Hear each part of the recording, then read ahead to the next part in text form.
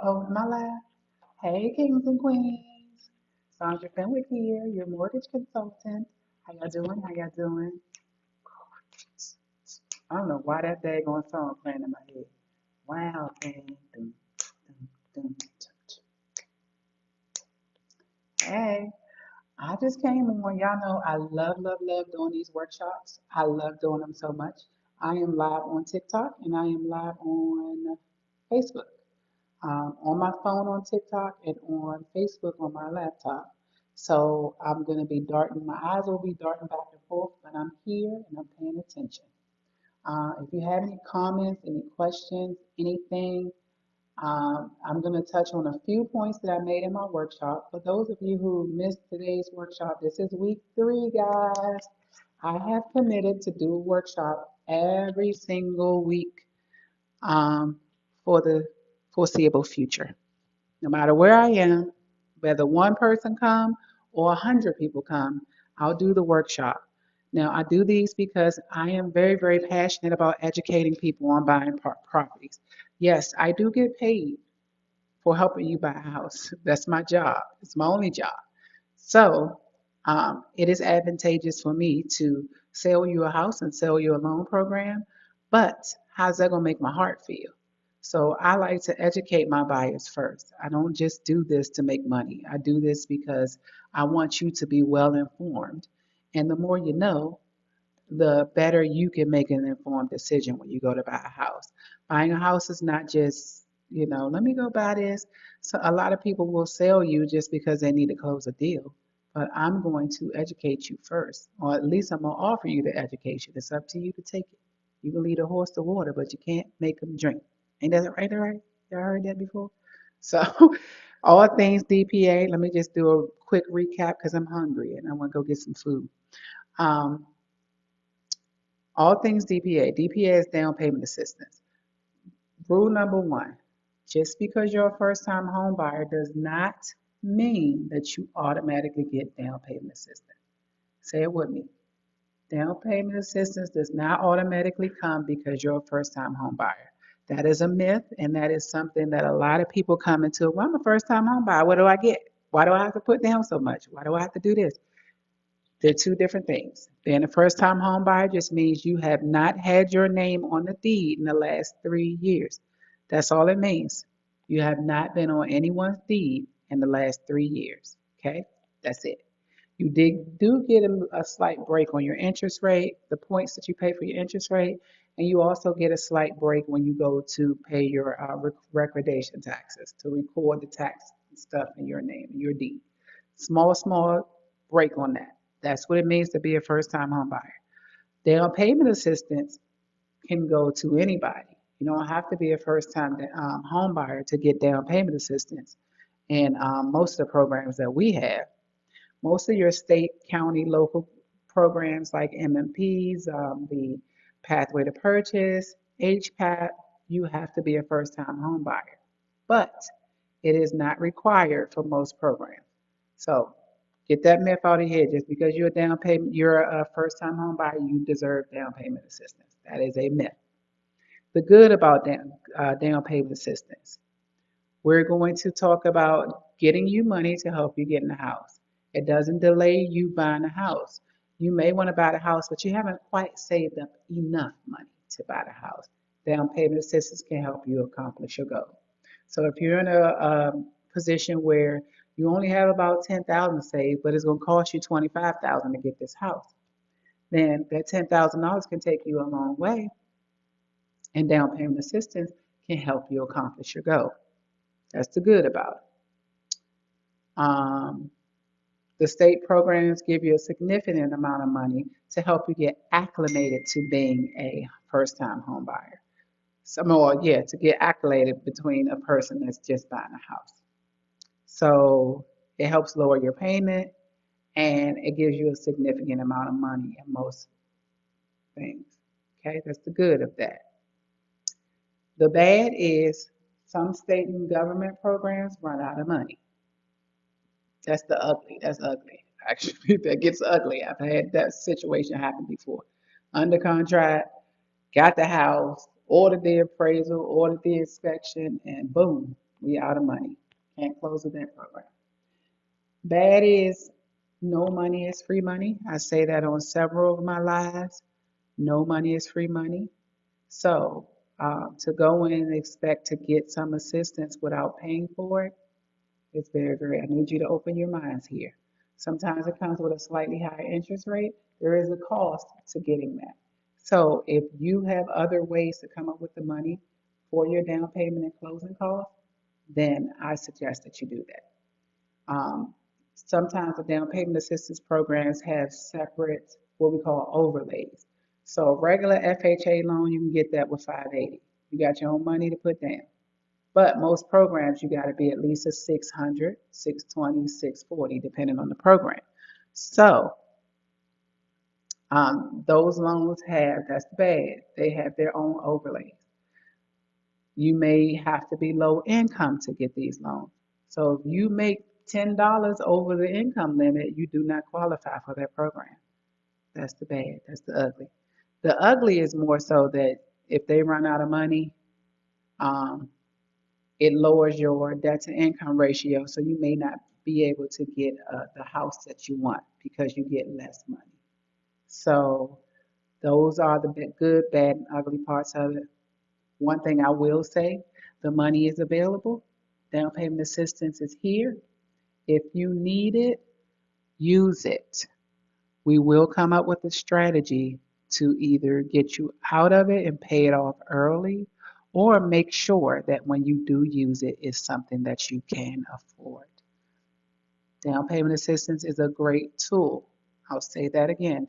If you need it, we have it available and I want you to use it at any time. However, it is always better if you come up with your own funds. How can you do that? One, you can get a gift from a family member. You can combine gifts from family members with seller concessions. So sometimes, depending on the seller, they may be able to help you assist with your closing costs. You can borrow the money from a retirement account, mutual funds, and other investment accounts that you have. I tell people that if you don't want to take out of these accounts, borrow against them. So your money that was in there is still accruing interest and you're paying that money back over time. That's always the better way to do it. I did have a client that borrowed $24,000 from her life insurance policy. She must have had a whole policy or some type of IUL or something like that she was able to borrow from to be able to close her loan. So that way, she borrowed it from there. Her original balance is in there, still accruing interest, and she's paying them back over time for that money. That's a smart strategy to use. Um, Programs from your employer. There are a lot of large employers or big employers, sometimes they don't have to be big, who offer the benefit of helping you buy your first home. So what I always encourage people to do is call your benefits department. If you have a separate HR benefits department, then you got some good benefits. I would call them and say, hey, quick question. Do you guys help people buy homes? Do you have any down payment assistance? It's a yes or no question. You spent 5 minutes asking them if they had it. The worst they could say is no, we don't have it. You move on to something else. Okay? So a lot of people miss that. I had a client that got $10,000 from her union. She was a part of a union. She was paying union dues every month, and her union offered $10,000 to go towards the purchase of a home. So if you are in a union, call your union rep, call their office. Hey, quick question. You guys help with down payment assistance? Yes or no question. What can it hurt? Worst they could do is say no. Let's move over that. So you have ways, give funds, borrow from your 401k or your retirement account if you can. I would not, so people say if I take out my retirement, then I'm not going to have that money when I retire. That's for my retirement. You're moving it from one investment vehicle to the next. So I won't worry about that too much. And sometimes it's a good strategy to borrow. So You borrow a certain amount, they take it out of your paycheck every 2 weeks. Sometimes it's a small amount. If it's something that fits into your budget, um, then I would always look into that. Talk to your benefits, HR, see what it takes to be able to borrow from it. And borrowing from it most of the time doesn't come with a penalty. So down payment assistance is great. We have it. We have several programs that'll give you 3.5% to cover your FHA down payment or 5%. So you use 3.5% for your down payment, 1.5% to go towards your closing costs. Great program. It is a loan. It has to be repaid and it has to be repaid with interest. If you need it, you should use it. Okay? So the presentation was much more in depth. Y'all should have came workshop next week, guys. Next week, calling all my investors. Next week, we're talking about buying properties to keep as a rental. All things DSCR. The DSCR stands for Debt Service Coverage Ratio. Guess what that does, guys? Guess, just guess. The DSCR loan allows you to purchase properties in your business name without showing any income docs. As long as the rent that you're going to be receiving on that property covers your monthly mortgage, you qualify as far as income is concerned. The DSCR loan is so involved that this may be a two-part series. I try to keep these workshops between 30 and 45 minutes long so you don't get bored. It is 7 o'clock at night and people are ending their day. So I try to keep it as short as possible to keep your attention. Um, but DSCR next week, if you're interested in becoming an investor, or if you're already an investor and you want to add more properties to your portfolio, then you do not want to miss these investments. Over the next several weeks, I'll be doing investments. We'll talk about DSCR. And DSCR, once you find the property that you want to rent, it needs to be turnkey, like little to no big old what do you call it, upgrades or it's getting late. You you gotta have a little work that needs to be done. It needs to be turnkey, which means you can put your key in and turn it and somebody can move in. However, we do have a strategy. If you find a house that needs some work, then you can purchase it, fix a flip, and then once you fix it up, you can turn it into an DSCR loan, and then the rent covers um, the mortgage, and then there you go, there you have it. So calling all my investors, we have several options for the DSCR loan, and we can lend on DSCR loans nationwide. So if you saw a house in California that you wanted to buy and you wanted to keep it as a rental property because you're trying to expand your portfolio, I can do it for you. I can help you buy that house.